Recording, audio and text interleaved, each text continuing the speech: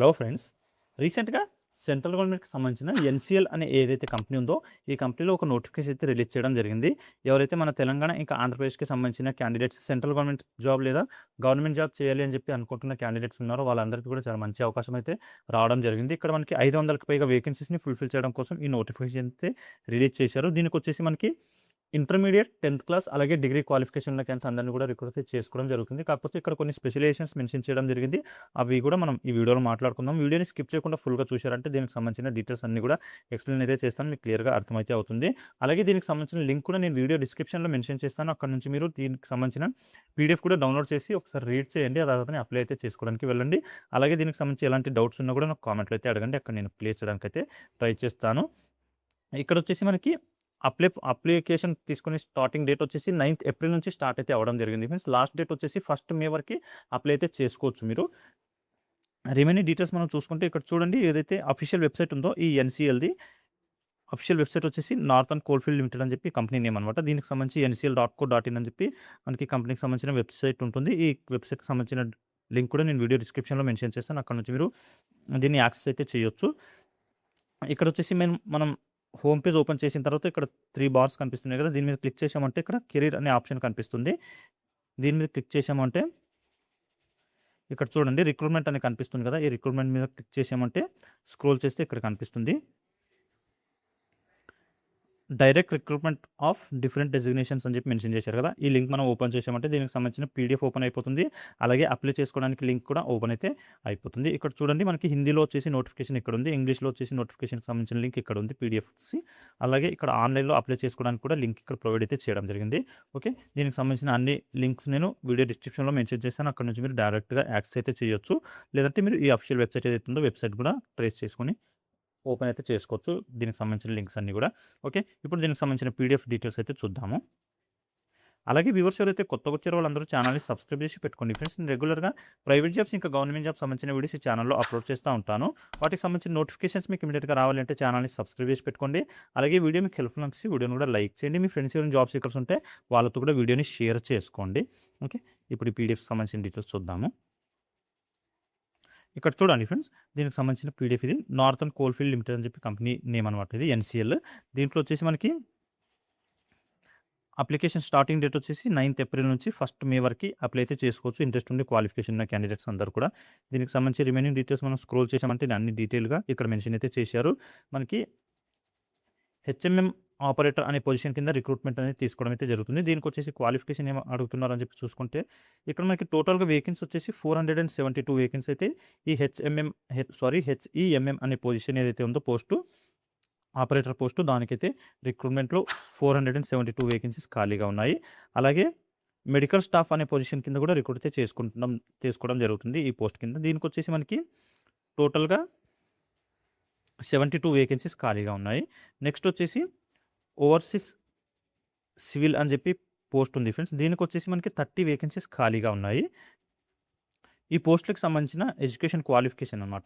ఇక్కడ ఏవైతే హెచ్ఈఎంఎం అనే పోస్ట్ ఉందో దానికి వచ్చేసి 10th క్లాస్ క్వాలిఫికేషన్ అయితే మీకు ఉండాల్సి ఉంటుంది ఫ్రెండ్స్. ఎవరైతే 10th పాస్ అయి ఉన్న క్యాండిడేట్స్ ఉన్నారో వాళ్ళందరికీ కూడా ఎలిజిబిలిటీ ఉంటుంది. దాంతోపాటు మీకు ఒక కండిషన్ ఏం పెట్టడం జరిగింది అని చెప్పి చూసుకుంటే ఎవరైతే డ్రైవింగ్ లైసెన్స్ ఉన్న క్యాండిడేట్స్ ఉన్నారో ఆ క్యాండిడేట్స్కి రిక్రూట్ చేసుకుంటున్నాము అని చెప్పి కూడా మెన్షన్ అయితే చేశారు. అవి కూడా డ్రైవింగ్ లైసెన్స్ కూడా హెవీ మోటార్ వెహికల్స్ అనమాట, ఏవైతే పెద్ద వెహికల్స్ ఉంటాయో దానికి సంబంధించిన లైసెన్స్ అయితే ఉండాల్సి ఉంటుంది అని చెప్పి మెన్షన్ అయితే చేయడం జరిగింది.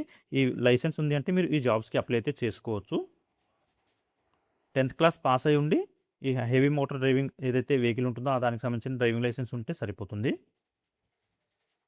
ఇక్కడ కూడా మనకి సబ్ డిపార్ట్మెంట్స్ కూడా మెన్షన్ అయితే చేశారు. డంపర్ ఆపరేటర్, అలాగే grader operator, dozer operator, crane operator, payloader operator, అలాగే సర్ఫేస్ మైనర్ ఆపరేటర్ అని చెప్పి ఈ డిఫరెంట్ పోస్ట్స్ ఉన్నాయి. వీటిలో మనకి ఫుల్ఫిల్ అయితే చేస్తారనమాట 472 వేకెన్సీ ఏవైతే ఉన్నాయో వాటికి.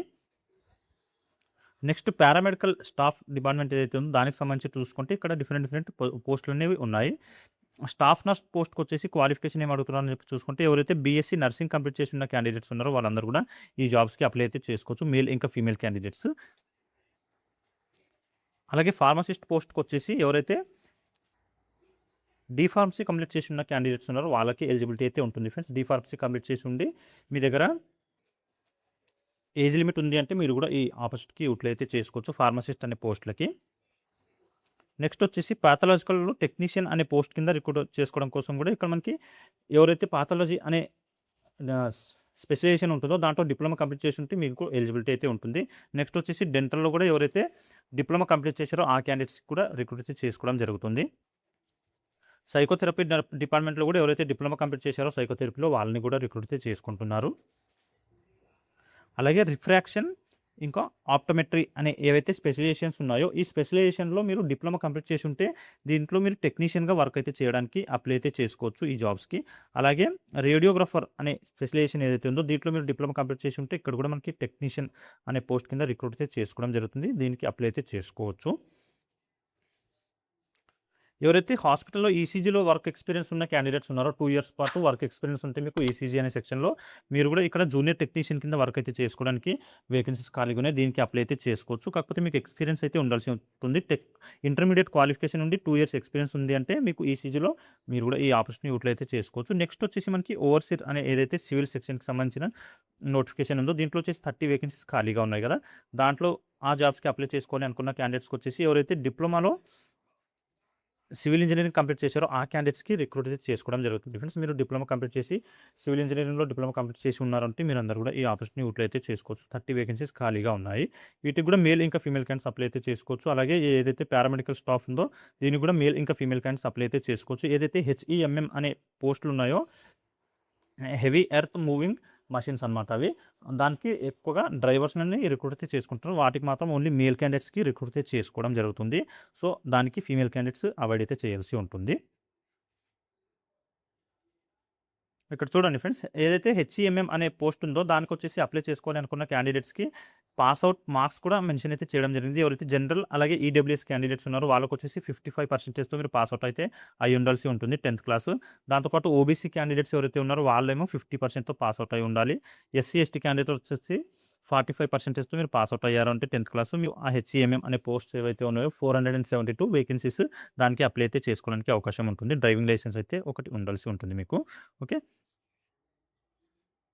వీటికి సంబంధించి మనం సాలరీ స్కేల్ చూసుకుంటే ఇక్కడ చూడండి ఫ్రెండ్స్, ఎవరైతే హెచ్ఈఎంఎం అనే పోస్ట్ ఉందో దానికి వచ్చేసి మనకి పర్ డే సాలరీ అనేది పే అయితే చేయడం జరుగుతుంది అని చెప్పి కూడా మెన్షన్ అయితే చేశారు.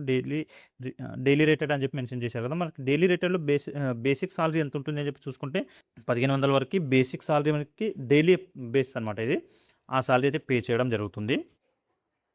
చాలా మంచి సాలరీ అయితే పే చేయడం జరుగుతుంది ఫ్రెండ్స్. హెచ్ఈఎంఎం అనే పొజిషన్లో ఎవరైతే 10th క్లాస్ మీద జాబ్కి అప్లై చేయాలనుకుంటున్నారో వాళ్ళకైతే చాలా మంచి సాలరీ అయితే పే అయితే చేయడం జరుగుతుంది. మీకు డ్రైవింగ్ లైసెన్స్ ఉంటే మీరు అందరూ కూడా ఈ ఆపర్చునిటీ యూటిలైజ్ అయితే చేసుకోవచ్చు. మనకి డైలీ బేసిస్లో 1500 బేసిక్ అని చెప్పి మెన్షన్ చేస్తే పర్ మంత్ 45,000 వరకు బేసిక్ అయితే రావడం జరుగుతుంది. 45,000 బేసిక్ అంటే దాంట్లో అలవెన్స్ అవన్నీ కూడా యాడ్ చేశారంటే మనకి ఆల్మోస్ట్ 70 నుంచి 80,000 వరకు సాలరీ అయితే పర్ మంత్ సాలరీ రావడం అయితే జరుగుతుంది. నెక్స్ట్ పారామెడికల్ స్టాఫ్ ఏదైతే ఉందో ఈ పోస్ట్కి 47,330 రూపీస్ బేసిక్ సాలరీ అయితే పే చేయడం జరుగుతుంది పర్ మంత్ అనమాట. ఇది పర్ మంత్ రేటెడ్ అని చెప్పి మెన్షన్ చేయడం జరిగింది కాబట్టి పర్ మంత్ మనకి బేసిక్ 47,000 పే చేస్తున్నారు. దానికి అలవెన్స్ అవన్నీ కూడా యాడ్ చేస్తే ఇక్కడ కూడా మనకి 80 నుంచి 90,000 వరకు సాలరీ అనేది పే అయితే చేస్తారు. పారామెడికల్ స్టాఫ్లోని ఈసీజీ అలాగే రిఫ్రాక్షన్ ఆప్టోమెట్రీ దాంతోపాటు డెంటల్ ఏదైతే డిపార్ట్మెంట్స్ ఉన్నాయో వీటికి వచ్చేసి 43,775 రూపీస్ మనకి బేసిక్ పే చేయడం అయితే జరుగుతుంది. ఇక్కడ వచ్చేసి మనకి ఆన్ యావరేజ్ 60 నుంచి 70,000 సాలరీ అనేది రావడం అయితే జరుగుతుంది పర్ మంత్. అలాగే ఓవర్సీస్ ఏదైతే సివిల్ ఇంజనీరింగ్ కంప్లీట్ చేసిన క్యాండిడేట్స్ ఉన్నారో వాళ్ళకి వచ్చేసి బేసిక్ సాలరీ 47,330 పే అయితే చేయడం జరుగుతుంది. ఇక్కడ కూడా మనకి 80 నుంచి 90,000 సాలరీ అయితే పర్ మంత్ రావడం అయితే జరుగుతుంది. ఇక్కడ వచ్చేసి మనకి ట్రైనింగ్ పీరియడ్ ఉంటుంది ఫ్రెండ్స్. మీరు సెలెక్ట్ అయిన తర్వాత ఏదైతే హెచ్ఈఎంఎం అనే పోస్ట్స్ ఉన్నాయో వాటికి వచ్చేసి 3 ఇయర్స్ పాటు ట్రైనింగ్ అనేది మీకు కంపెనీ ప్రొవైడ్ అయితే చేస్తుంది. అలాగే ఏదైతే పారామెడికల్ స్టాఫ్ పోస్టులు ఉన్నాయో వాటికి వచ్చేసి 1 ఇయర్ పాటు ట్రైనింగ్ ఇస్తున్నారు. అలాగే కొన్ని కేటగిరీస్కి మాత్రం 3 ఇయర్స్ పాటు ట్రైనింగ్ అనేది ఇవ్వడం జరుగుతుంది. నెక్స్ట్ సివిల్ ఇంజనీరింగ్ డిపార్ట్మెంట్ ఏదైతే ఉందో దీనికి వచ్చేసి 1 ఇయర్ పాటు ట్రైనింగ్ పీరియడ్ అనేది ఉండడం అయితే జరుగుతుంది. మీకు ఈ సాలరీ స్కేల్ అనేది మీరు సెలెక్ట్ అయిన తర్వాత జాయిన్ ఎప్పుడైతే అవుతారో ఆ జాయినింగ్ తర్వాత నుంచి సాలరీ స్కేల్ అనేది అప్లై అయితే అవుతుంది. ఆ ట్రైనింగ్ కంప్లీట్ అయిపోయిన తర్వాత ఇంకా సాలరీ అనేది హైక్ అయితే చేయడం జరుగుతుంది. ఇక్కడ వచ్చేసి మనకి ఏజ్ రిలాక్సేషన్ గురించి మాట్లాడుకుంటే ఏజ్ లిమిట్ ఎవరైతే ఎస్సీ ఎస్టీ క్యాండిడేట్స్ ఉన్నారో వాళ్ళందరికీ కూడా 5 ఇయర్స్ పాటు ఏజ్ రిలాక్సేషన్ అనేది ఇవ్వడం అయితే జరిగింది. అలాగే ఓబీసీ క్యాండిడేట్స్కి వచ్చేసి 3 ఇయర్స్ పాటు ఇచ్చారు. పీడబ్ల్యూడీ క్యాండిడేట్స్కి వచ్చేసి 10 ఇయర్స్ పాటు ఏజ్ రిలాక్సేషన్ అనేది ఇవ్వడం అయితే జరిగింది. చూసుకొని మీరు దీన్ని యూటిలైజ్ అయితే చేసుకోవచ్చు. అన్‌రిజర్వ్డ్ అలాగే ఈడబ్ల్యూఎస్ క్యాండిడేట్స్‌కి ఎలాంటి ఏజ్ రిలాక్సేషన్ అయితే లేదు. మీరందరూ కూడా ఏజ్ లిమిట్ వచ్చేసి 30 బిలో ఉండాల్సి ఉంటుంది. 30 బిలో ఉన్నారు అంటే మీరందరూ కూడా ఈ ఆపర్చునిటీ యూటిలైజ్ అయితే చేసుకోవచ్చు. 30 కంటే అబోవ్ ఉంది అంటే మీకు ఎలిజిబిలిటీ ఉండదు. అన్‌రిజర్వ్డ్ అలాగే ఈడబ్ల్యూఎస్ కేటగిరీకి సంబంధించిన క్యాండిడేట్స్‌కి.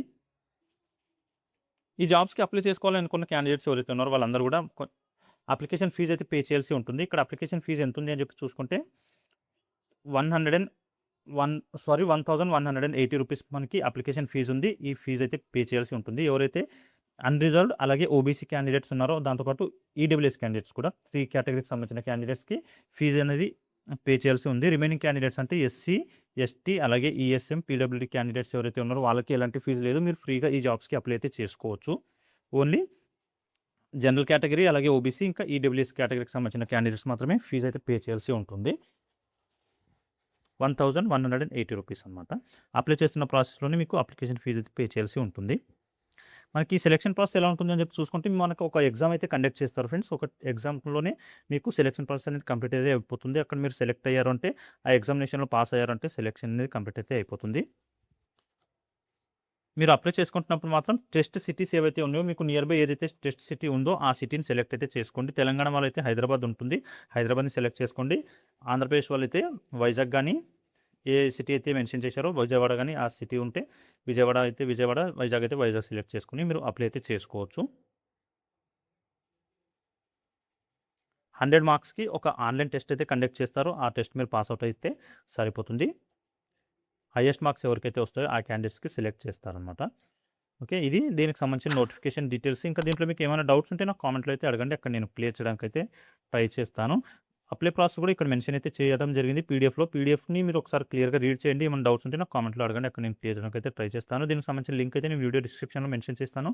అక్కడ నుంచి మీరు పీడీఎఫ్‌ని డౌన్లోడ్ చేసుకొని క్లియర్‌గా రీడ్ అయితే చేయండి. ఇక్కడ మీరు అప్లై చేస్తున్నప్పుడు ఏ డాక్యుమెంట్స్ కావాలి అన్న డీటెయిల్స్ కూడా ఇక్కడ మెన్షన్ అయితే చేయడం జరిగింది. ఎవరైతే హెచ్ఈఎంఎం అనే పోస్ట్‌కి అప్లై చేయాలి అనుకుంటున్న క్యాండిడేట్స్ ఉన్నారో వాళ్ళకొచ్చేసి 10th క్లాస్ సర్టిఫికేట్స్ అడుగుతున్నారు. దాంతోపాటు హెవీ మోటార్ వెహికల్ ఏదైతే డ్రైవింగ్ లైసెన్స్ ఉంటుందో ఆ లైసెన్స్ అడగడం జరుగుతుంది. అలాగే స్టాఫ్ నర్స్ ఏవైతే పోస్టులు ఉన్నాయో వాటికి సంబంధించిన డీటెయిల్స్ కూడా ఇక్కడ మెన్షన్ చేశారు. ఏ డాక్యుమెంట్స్ కావాలి అన్న దాని గురించి. సో, ఇది కూడా చూసుకోండి.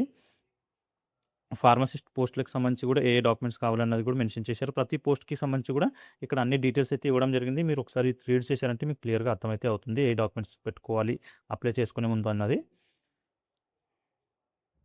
ఓకే. ఇది దీనికి సంబంధించిన నోటిఫికేషన్ డీటెయిల్స్. ఇంకా ఏమైనా డౌట్స్ ఉంటే మాత్రం కామెంట్‌లో అడగండి. అక్కడ నేను క్లియర్ చేయడానికి అయితే ట్రై చేస్తాను.